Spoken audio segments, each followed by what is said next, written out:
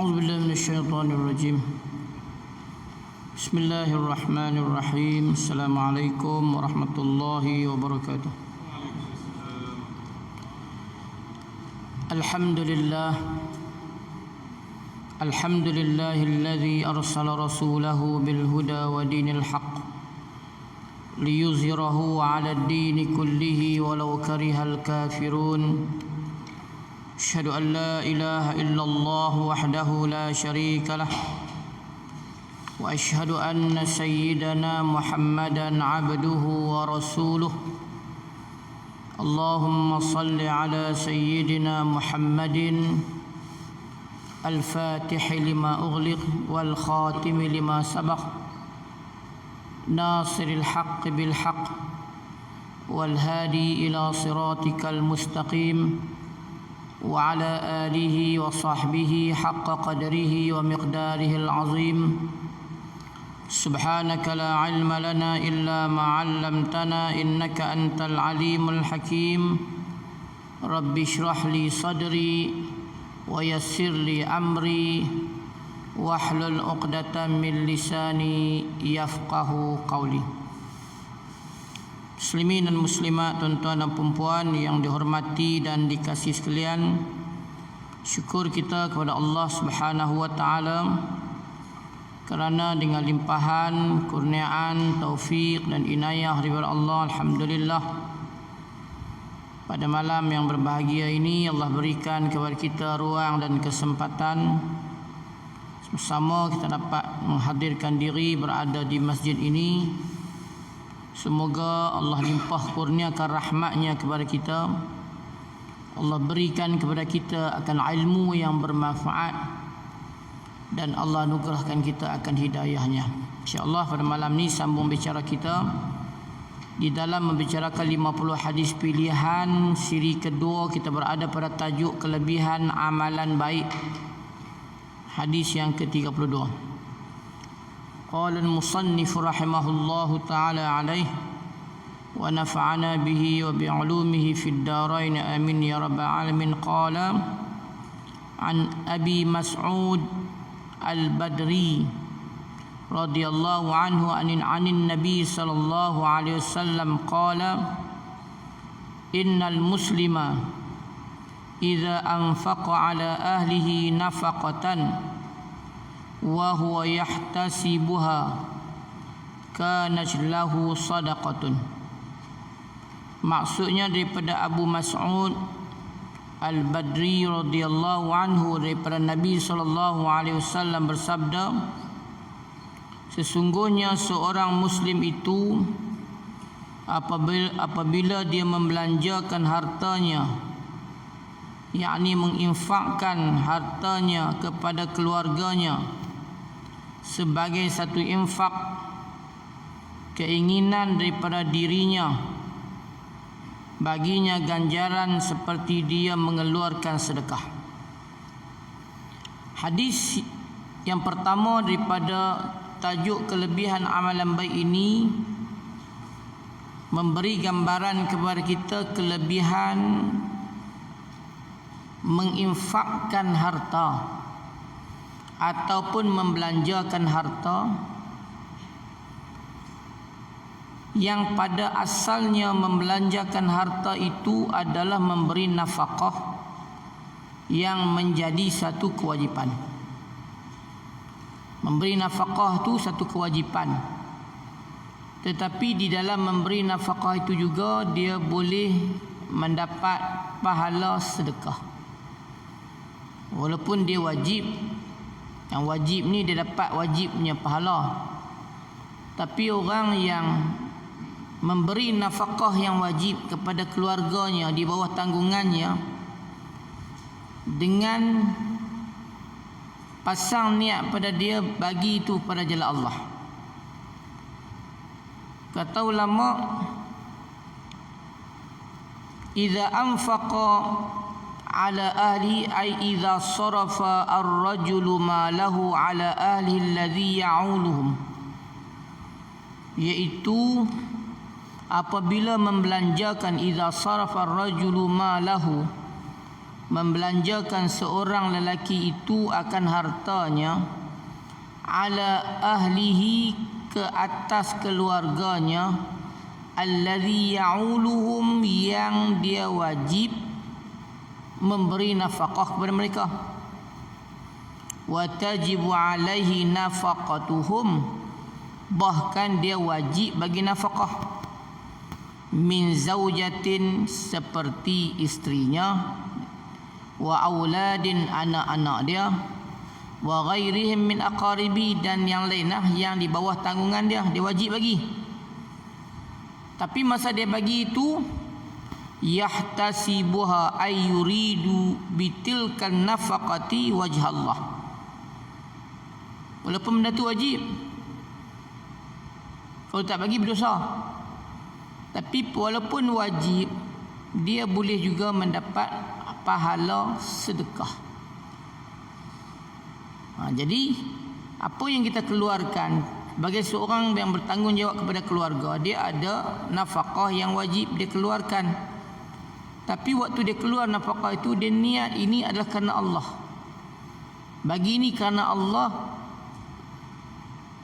dia telah melakukan amalan wajib, dalam masa yang sama Allah berikan kepadanya harta yang dia nafkah kepada keluarganya sendiri, itu pun mendapat pahala sedekah.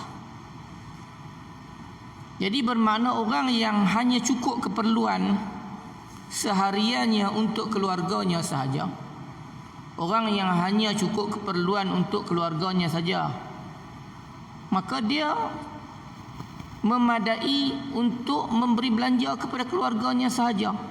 Dari segi makan minum, dia tak mampu, dia tidak ada lebihan untuk dia bagi sedekah sunat. Dia tak perlu bagi sedekah sunat lah, nak buat macam mana, dia tak ada lebihan, dia ada cukup-cukup untuk belanja keluarganya. Tetapi waktu dia membelanjakan kepada keluarganya, dia ingat ini bukan saja sebagai satu tanggungjawab, tapi dia bagi ini kerana ini adalah tuntutan yang Allah nak, yang agama nak. Maka dia juga akan mendapat pahala sedekah, di samping dia mendapat ganjaran kerana memberi ataupun mengeluarkan nafkah wajib. Jadi bermakna apa yang kita keluarkan, kita belanja bagi keluarga kita, bagi anak-anak kita, dia belajar dan sebagainya, bagi duit kepada dia, walaupun dia adalah bawah tanggungjawab kita, tetapi dengan niat yang kita betul. Ini yang ditekankan sangat di sini. Dia kata yuridu bitilkan nafaqati wajhallah wa ibtigha'a mardatihi, dengan pemberian itu semata-mata untuk mencapai keridhaan Allah, maka dia menjadi sedekah, kan? Yahtasibuha 'indallahi 'amalan salihan wa hasanatan yusabu 'alaiha, sebagai satu perbuatan baik yang diberi pahala. Pahala itu pahala sedekah, kan?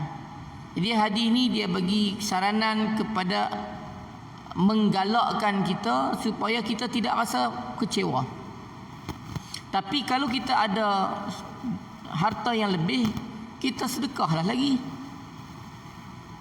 Maka di dalam kita memberi nafkah kepada keluarga kita, dia sudah menjadi pahala sedekah.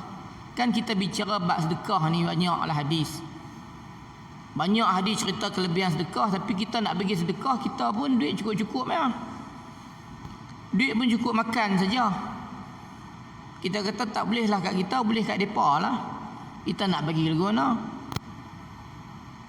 Ada orang sampai dia hak makan pun tak cukup.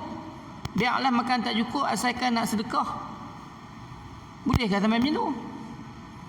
Makan keluarga pun tak cukup, pasal dia nak sedekah. Itu yang kita nak kena faham. Maka dia bagi makan kepada keluarga, bagi nafkah kepada keluarga, yang mencukupkan nafkah kepada keluarga juga mendapat pahala sedekah. Bukan tinggal nafkah yang wajib. Pasal apa? Pasal tak boleh lah, nak kena buat sedekah ni. Pasal sedekah tu penting. Sedekah tu Allah pelihara harta kita. Betul Allah pelihara harta kita. Tapi nak bagi Allah pelihara harta kita untuk kita dapat sunat dengan kita tinggalkan yang wajib. Jadi kerana kita membicarakan berkenaan dengan pahala sedekah banyak. Dalam hadis yang lain yang diriwayatkan oleh Abdullah bin Amr bin As, Nabi kata, kafa bil mar'i isman an yudhi'a atau an yudhi'a man yaqutu.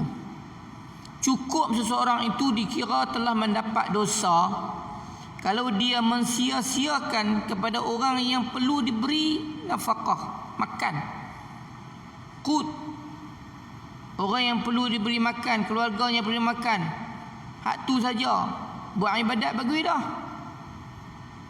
Tapi dari segi makan, nafkah tak diberi, tak dibagi.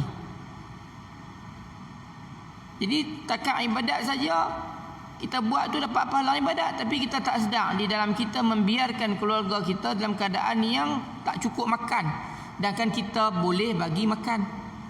Tapi kita tak bagi, kita biarkan saja.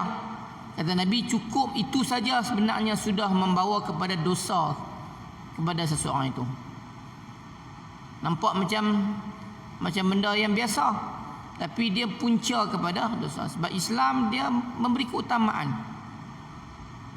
Walaupun kita nak sedekah, sedekah itu penting, tetapi kita kena melihat dulu yang wajib diberi nafkah oleh seseorang itu. Tu.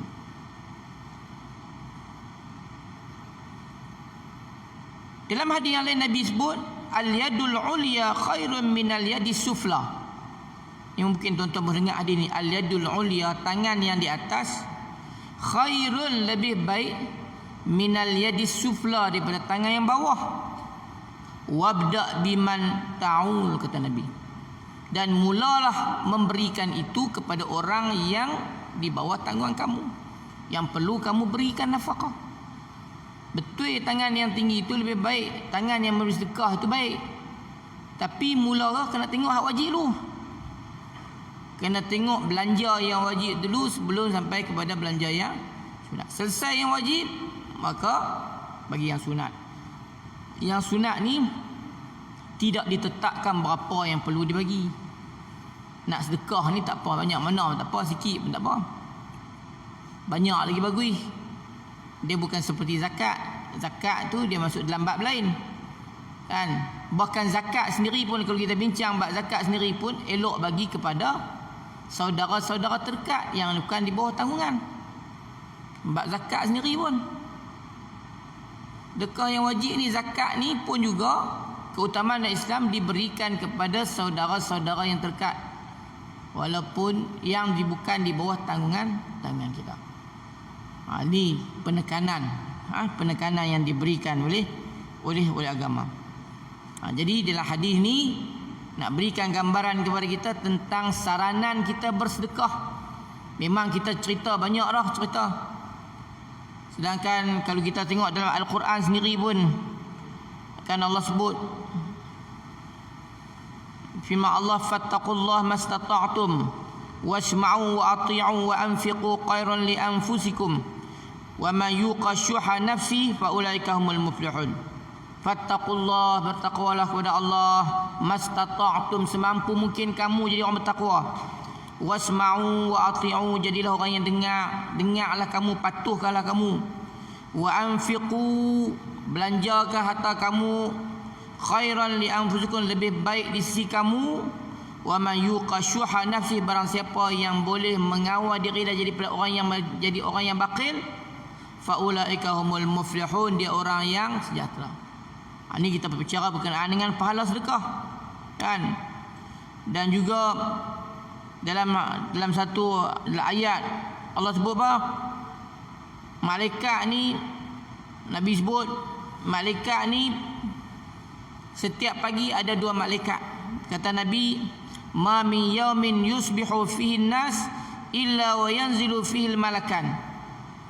Kata Nabi sallallahu alaihi wasallam, tidak ada satu hari di pagi hari itu ada malaikat yang akan datang kepada kita. Pagi-pagi hari itu malaikat akan membisik 2 malaikat malakan. Ahaduhuma, yang pertama, yaqulu, malaikat itu akan kata, berdoa. Malaikat itu akan berdoa ke kita. Pagi-pagi hari malaikat berdoa. Satu malaikat berdoa, Allahumma a'ti munfiqan khalafa. Allahumma a'ti, ya Allah berikanlah munfiqan, orang yang bersedekah ini, khalafa, gantian balik kat dia. Ya Allah bagilah orang yang keluarkan sedekah ni gantian balik kat dia. Kemudian wa yaqul aqar, yang lain sebut, mereka lain sebut apa? Sebut pula Allahumma ati mumsikan talafa. Ya Allah berikanlah kepada orang yang mumsikan, pegang harta, kedekut, bakhil, talafa, hartanya musnah. Ini kelebihan sedekah yang banyaklah. Cuma yang kita nak faham di sini pada malam ini, walaupun kelebihan sedekah itu bagus, tetapi dia mesti selepas selesai untuk memberi nafkah yang wajib di bawah tanggungan kita. Kerana ia adalah wajib. Kalau kita tak bagi, dia berdosa. Kalau kita bagi, dia selesaikan wajib, dan juga dengan niat kita yang betul, memberikan nafkah itu kerana pada jalan Allah, kerana Allah Ta'ala, maka perbuatan kita itu juga dikira pahala sedekah. Jadi hak wajib pun selesai, hak sedekah pun dapat pahala free saja, bekah. Maka orang Islam ni automatik dia setiap hari dia boleh bersedekah. Tak kira.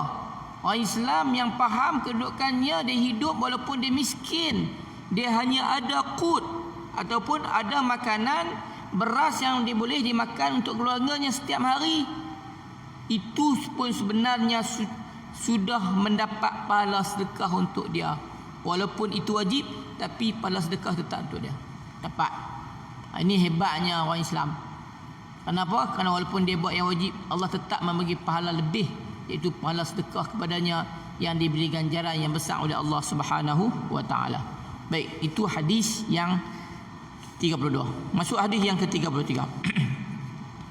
An Jabir qala qala Rasulullah sallallahu alaihi wasallam, ma min muslimin yaghrisu gharsan illa kana ma ukila minhu lahu sadaqah wa ma suriqa minhu lahu sadaqah wa ma ukila min wa ma akala sab'u minhu fa huwa lahu sadaqah wa ma akala tayru fa huwa lahu sadaqah wa la yazru'uhu ahadan illa kana lahu sadaqah. Ni lagi cerita sedekah. Ini semua sedekah-sedekah hak tak sedap. Bagi niat yang betul ya. Pasal niat bagi betul, jadi sedekah belakang. Kata Nabi daripada Jabir bin Abdullah radhiyallahu anhu berkata, bersabda Rasulullah sallallahu alaihi wasallam, tiada mana-mana orang muslim yang menanam pokok kecuali apa yang dimakan daripada hasil pokok tersebut merupakan sedekah. Apa yang dicuri juga menjadi ganjaran sedekah.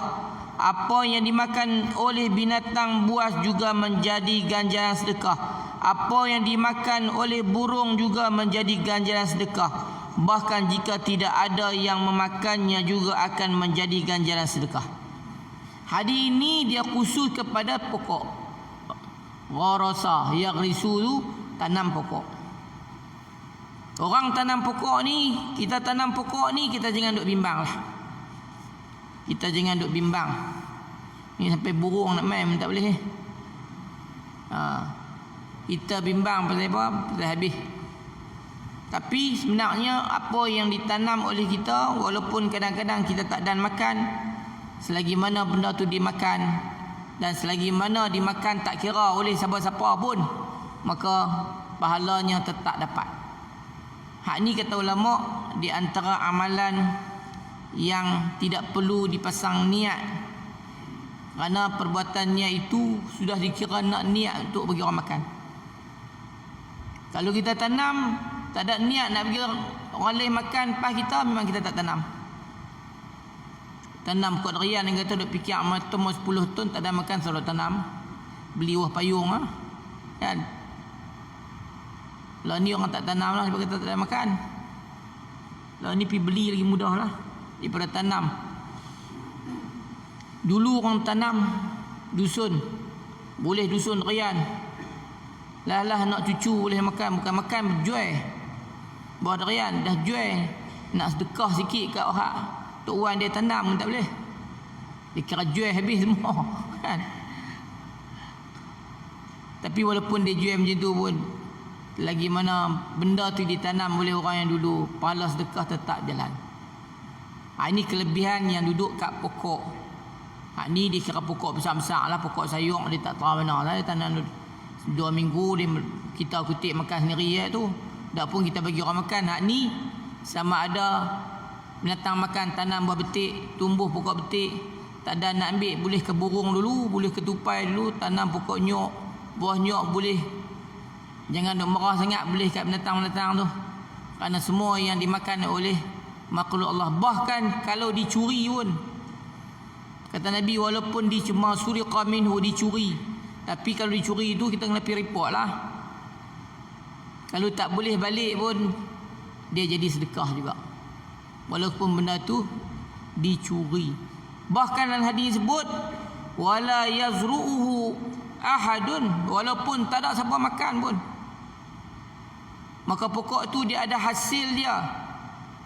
Hasilnya akar dia boleh kejap bumi yang boleh menyebabkan air jadi tak banjir. Hasilnya daunnya yang mengeluarkan oksigen untuk dihirup oleh orang. Kita kata pokok ni kada apa pun, buah tak boleh makan, tapi ada juga hasil dia yang baik. Pokok ni di bukit-bukit dia tak gondoi kan, gondoi pokok banjir, tak ada nak serak air pokok, tak ada nak serak air. Jadi semua ni ada kebaikan.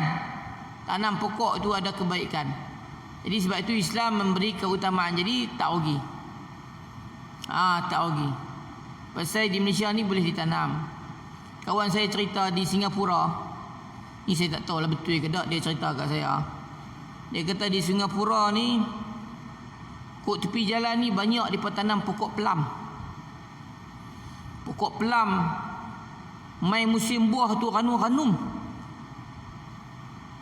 kuning-kuning, tapi tak ada seorang pun ambil. Tak ada seorang pun ambil. Heran, kenapa apa hanum orang tak ambil? Rupanya kot tepi pokok pelam tu penuh kamera. Ada kamera.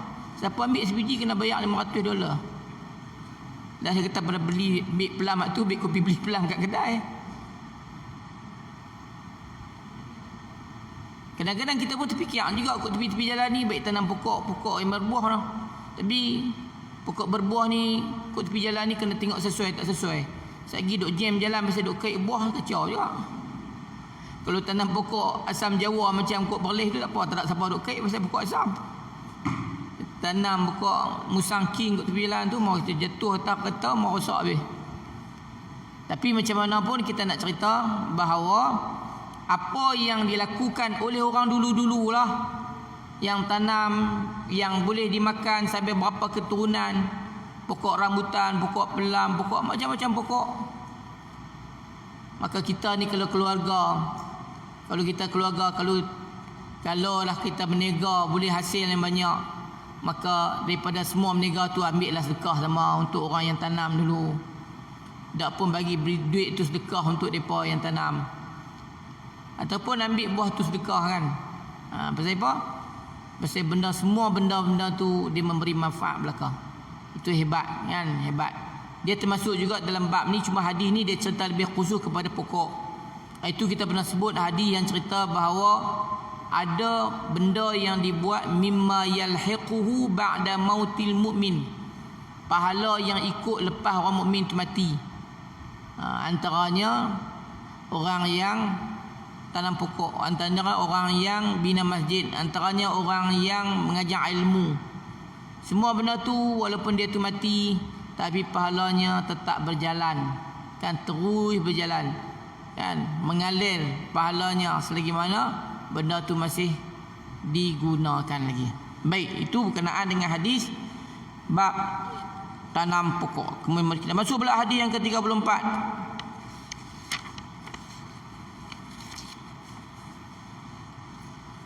An Huzaifah bin Al-Yaman radhiyallahu anhu qala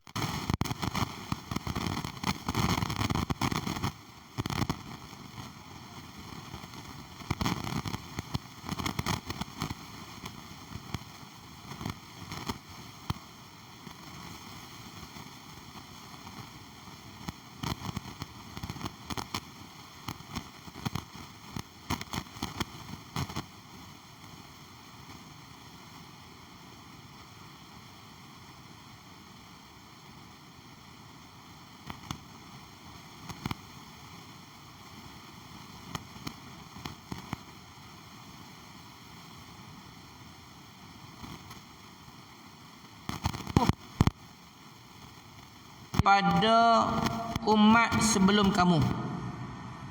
Dalam syarah hadis kata min Bani Israel, golongan Bani Israel. Cerita ni Nabi cerita benda yang berlalu, bukan zaman Nabi. Mimman kana qablakum.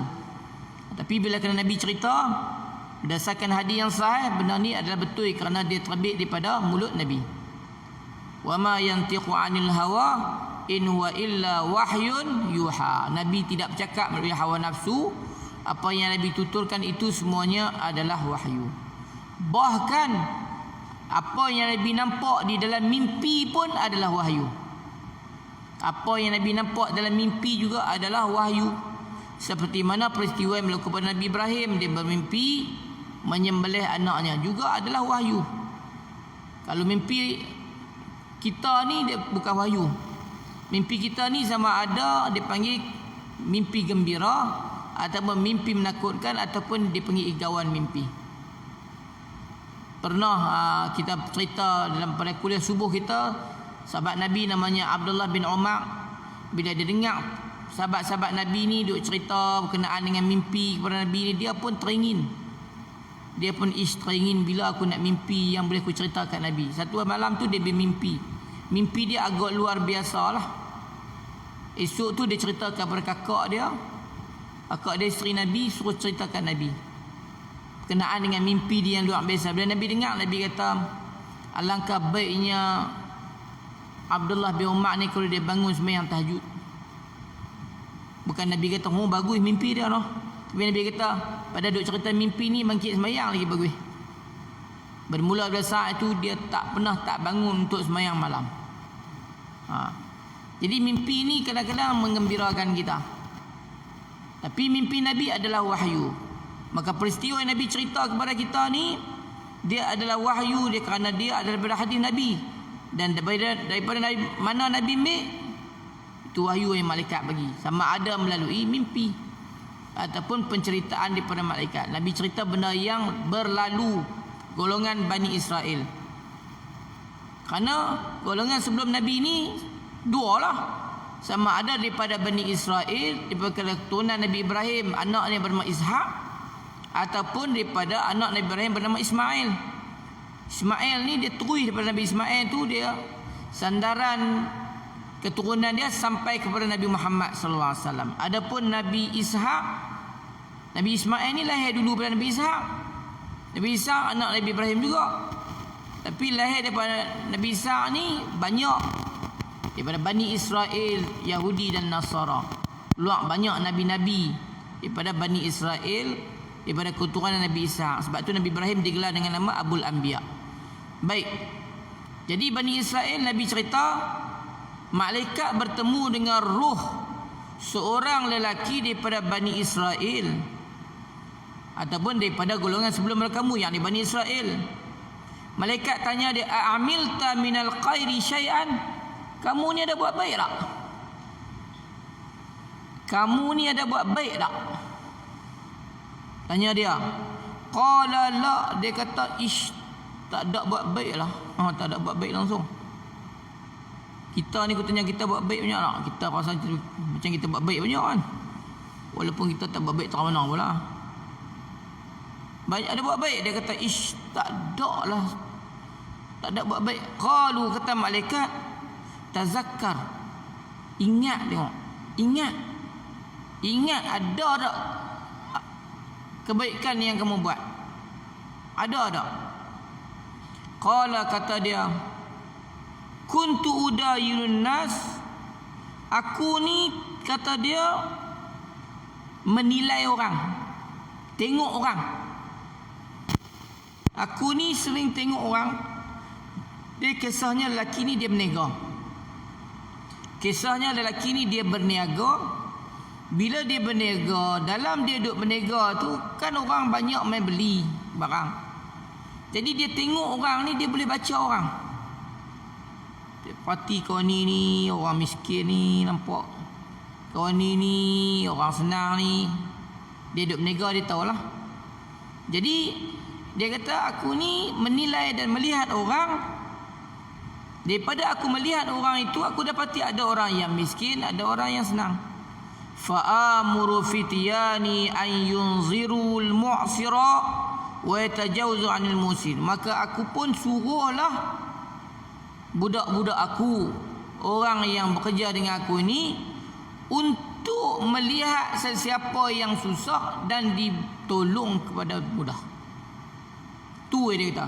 Hak tulah yang aku duk fikir buat baik pun. Duk menega ni tolong. Ada orang tak cukup duit, tolong bagi sedekah kat mereka. Jadi dia tolong. Bila dia tolong macam tu, itulah kebaikan yang dia nampak. Maka kata Nabi SAW, maka qala Allah Azza wa Jalla, Allah berkata, tajawwazu anhu, lepaskan dia, selamatkan dia. Kerana itu merupakan satu kebaikan yang sudah besar yang dia pernah buat. Jadi ini cerita dia orang yang berhati mulia lah.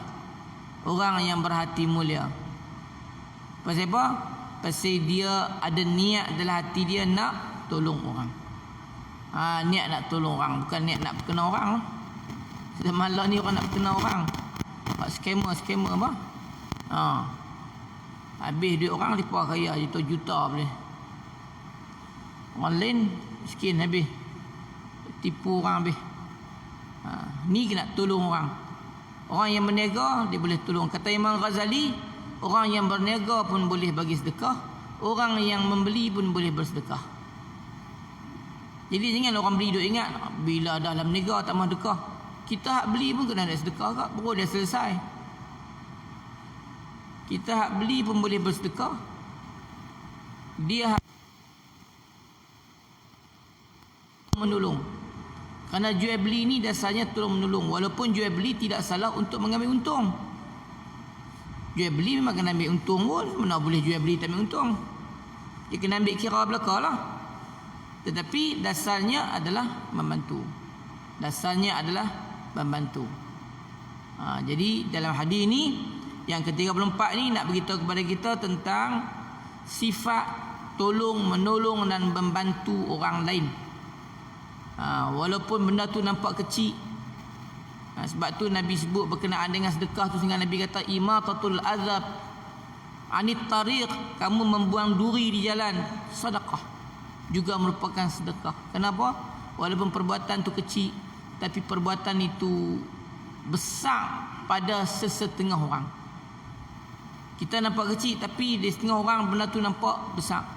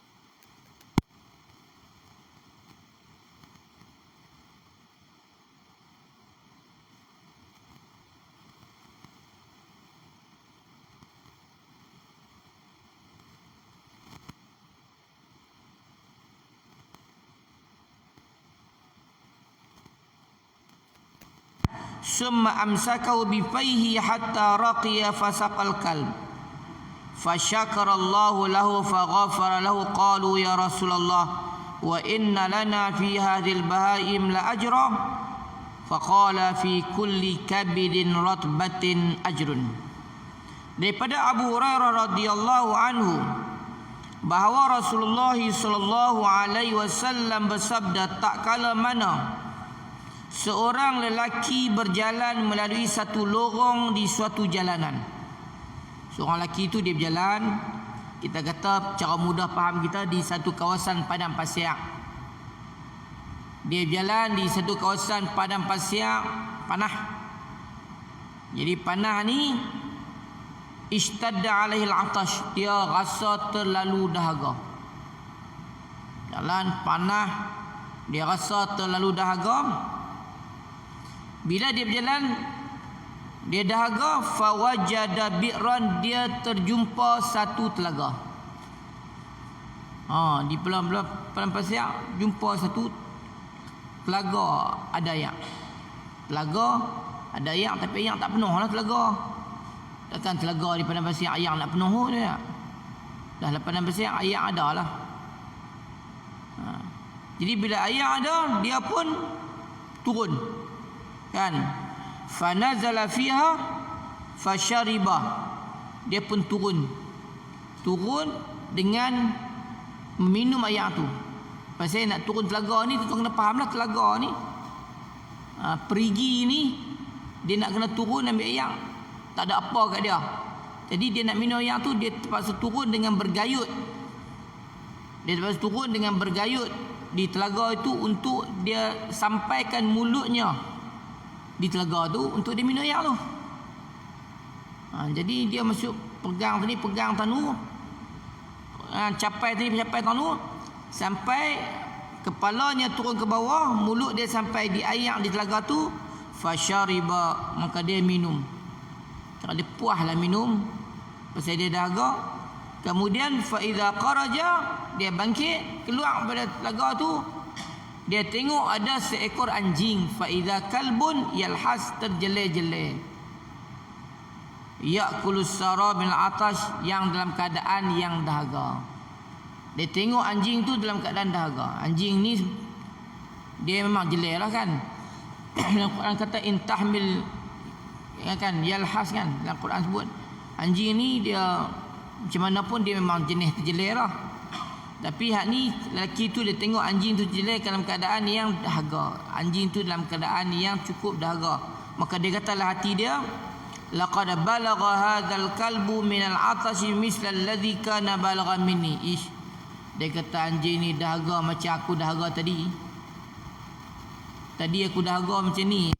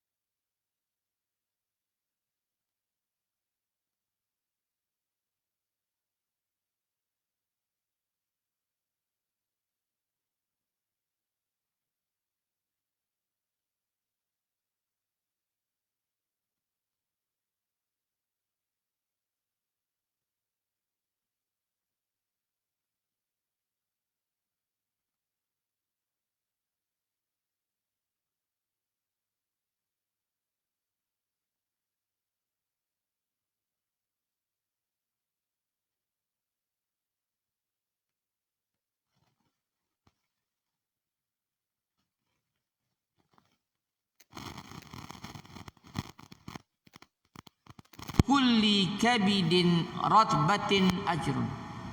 Pada setiap hati yang basah. Hati yang basah tu hati yang ikhlas, kan, adalah ganjaran. Kerana baik. Kerana hati yang baik. Tolong. Hati dia tolong walaupun binatang. Dulu kita pernah cerita berkenaan dengan seorang yang baik hati dia, dipanggil Salimus Sadri. Kan cerita seorang lelaki, Nabi duduk dengan sahabat dalam masjid, tiba-tiba Nabi kata akan masuk kot pintu ni seorang lelaki ahli syurga. Sahabat tengok siapa, dia tak kenal seorang tu lelaki masuk, dia pegang kasut tangan kiri dia, dia baru lepas ambil sembahyang, ayat baru duduk menitik tengok dia sembahyang dalam masjid tu. Esok Nabi duduk dengan sahabat lagi, sama juga Nabi sebut 3 hari. Sampai Abdullah bin Umar kata, ish, apalah hebat sangat dia ni sampai Nabi kata dia ahli syurga. Jadi Abdullah bin Umar pergi jumpa dia, nak minta tumpang duduk di rumah dia pasal nak tengok ibadat dia hebat terang mana. Dalam tempoh bermalam Ibnu Umar di rumah dia, tengok ibadat dia sama dengan ibadat sahabat. Sehingga Ibnu Umar tanya dia, apa kelebihan yang ada pada kamu ni sehingga Nabi sebut 3 hari turut-turut, 3 kali turut-turut 3 hari tu, kami nampak muka kamu saja adalah ahli syurga. Dia kata, wahai Abdullah bin Umar, hak kamu tengok hak tu lah yang aku duk buat. Semayang aku takat tu lah, puasa aku takat tu lah. Tapi madum ta sa'altani, oleh kamu kalau duk tanya sangat, inni ubitu kulla lailatin, aku ni tiap-tiap malam aku tidur. Aku nak tidur malam, dia kata, wa laisa li ahadin minal muslimin, aku ni tak ada dengan mana-mana siapa pun orang, ghisyun wala haqdun, untuk aku ni nak jadi orang yang nak tipu orang, nak inaya orang, nak dengki ke orang. Maksudnya tiap-tiap malam dia nak tidur, dia selesaikan. Tak ada. Dia Salimus Sadri. Hati dia itu sejahtera. Hati dia itu selesai. Kalau hutang tak selesai lah, kena pergi minta lah. Jadi masalah-masalah yang sangkut, alah ni sangkut selesai. Jangan, saya tak selesai lah, kita tunggu akhirat apa pun. Jangan. Itu satu. Yang kedua, kadang-kadang kita marah ke orang masa dia hidup, masa dia mati, kita jangan marah lah. Kita di masa dia hidup kita marah kat dia pasal apa? Pasal dia hidup. Dia hidup dan mungkin panggil dia tak elok untuk kita marah bagi dia berubah. Tapi bila dia mati, dia tak boleh buat apa lah. Kita kena mohon kepada Allah supaya Allah mengampunkan dosa dia. Hak ni manusia sama manusia, dia kena apa? Dia kena sejahtera hati. Jadilah seperti mana Imam Hasan Al-Basri, yang mana kata dalam satu kitab cerita Imam Hasan Al-Basri ni, dia kata, bila aku keluar rumah, aku akan berkata pada diriku, aku tidak ada masalah dengan sesiapa lagi. Apa orang buat kat aku, kata kat aku semua aku maafkan mereka habis. Itu dipanggil Salimus Sadri, orang yang sejahtera hati. Tapi dalam hadis kita ni, dia yang kedua pula, dia sejahtera hati dia juga dengan binatang. Dia bukan saja sejahtera hati dia dengan orang, dia juga sejahtera hati dia dengan binatang. Kecuali binatang yang berbisa, kecuali binatang yang dibenarkan untuk dibunuh. Duduk baik dengan binatang bisa lagi bahaya pula. Oh tak boleh lah, Islam suruh baik. Duduk biar dia. Tak boleh. Hak bisa, hak kena dibunuh, hak kena dibuang, itu kena buang. Tapi hak kena baik lah. Walaupun kita tak mau belah. Kan, walaupun kita tak mau belah, mungkin kucing kita tak mau belah kucing, tapi kita jangan sampai tahap kita pergi bakar kucing pula. Zaman lah ni seronok duk pijak kucing lah apalah semua. Tayang YouTube bagi orang seronok tengok apa semua. Pasal apa? Pasal semua kita kena ingat, kita sebagai orang Islam, apapun yang kita buat semuanya akan diambil kira. Kan? Jangan kamu menyangka Allah itu lalai. Kan? Wala tahsabannallaha ghafilan amma ya'maluz zalimun. Jangan kamu duk sangka Allah tu tak tahu, Allah tu lalai terhadap orang yang zalim. Orang yang buat zalim, tak ada siapa pun boleh terlepas. tak ada siapa pun boleh terlepas. Jadi hadis ini nak cerita kepada kita berkenaan dengan hati kita kena sejahtera. Nabi kata fi kulli kabidin ratbatin ajrun. Setiap hati orang yang hatinya basah tu hatinya baik.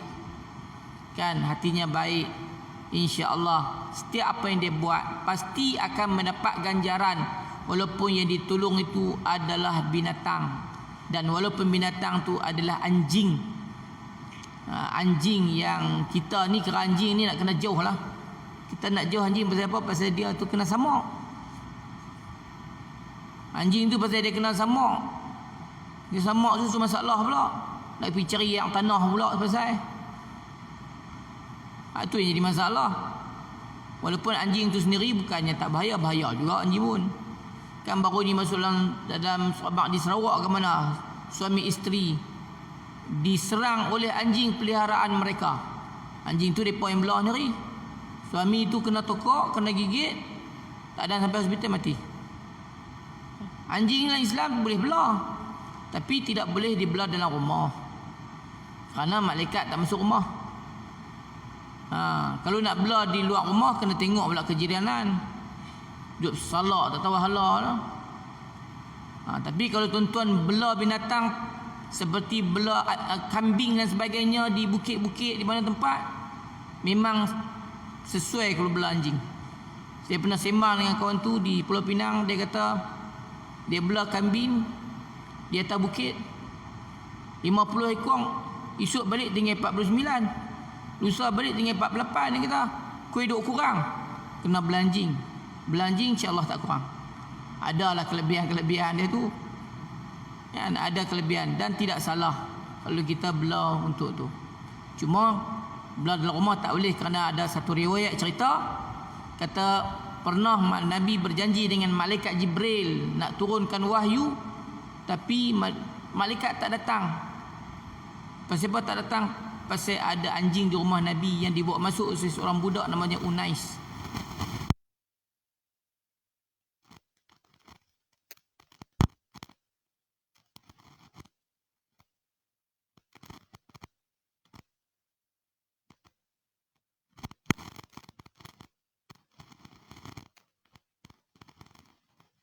Yang baik, tidak menaruh sifat dendam kan sesama kita. Jadi dekat tu dulu, insya-Allah kita akan sambung lagi bicara kita dalam bab ini.